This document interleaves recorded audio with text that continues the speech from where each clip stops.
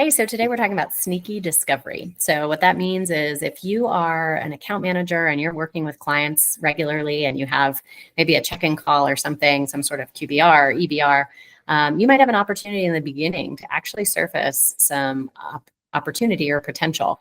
If you're a salesperson early on in the conversation, when you are trying to create that ETCH agenda, which is excitement, confirming the time check, confirming the agenda, and hidden knowledge or hidden objectives, hidden objections even.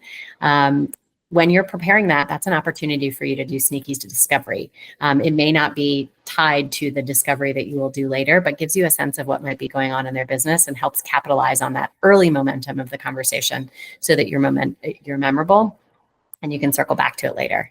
Let's get to it.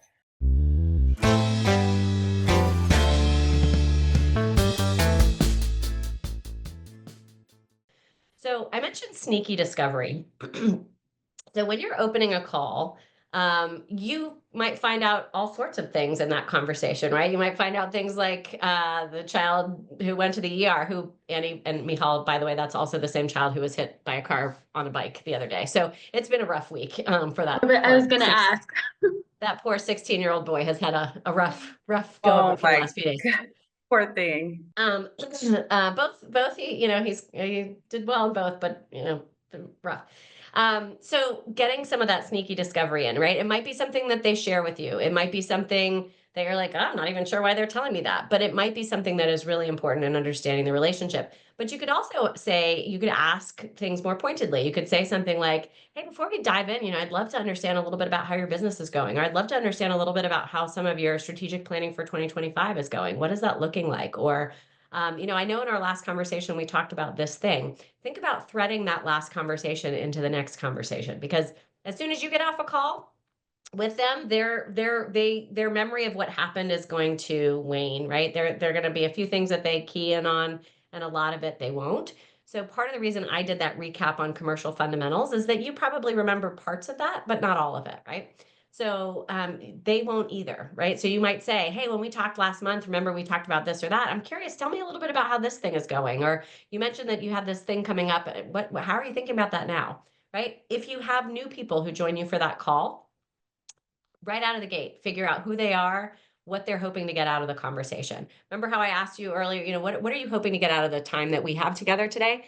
You can do the same thing in a group conversation for a client call, right? Hey, Michal, I see that you've joined us today. I don't usually get a chance to have you on the call with me. Tell me a little bit about what your role is, or what you're, or tell me a little bit about what you're hoping to get out of our conversation today. And Michal's like, well, I'm just kind of listening in, but, and you're like, oh, well, tell me about your role. What do you do? And then you can start to connect it to picks, right? Oh, well, one of the things that we're going to talk about today is this thing. That's probably right up your alley. If we don't get to a couple things that are super interesting, maybe you and I can have a conversation after this call to make sure that we dig into it a little bit more, right? So you can kind of start to make some of those connections.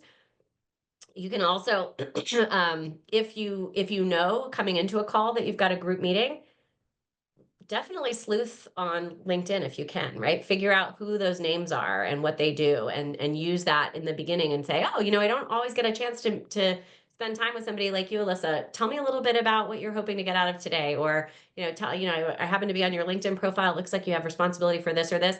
I think you're really going to like this data piece that we're going to talk about a little bit later. And so I'm hoping you're able to stay around for that, right?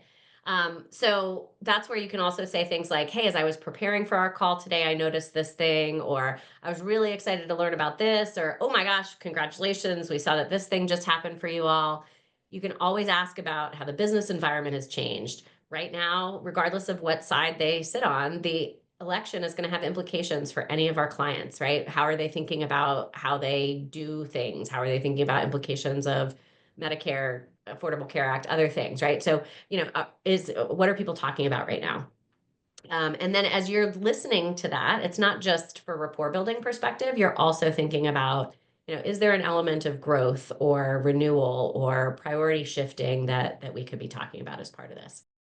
If you've made it all the way through to this part of the recording, you are either a sales pro, a sales enablement pro, or certainly on your way to being. For more tips and tricks like this, follow me on my LinkedIn page, or you can like this video and subscribe to my YouTube channel, or both. Find me at Toying with This Idea. if you need coaching, whether it's for you as an individual or for your team, as well as things like training, tools, talk tracks, tech optimization, any of the things that are going to support your go-to-market effectiveness, you can also find me on LinkedIn or reach out to me via my website, Toying with This Idea. Get out there, go crush it, have fun.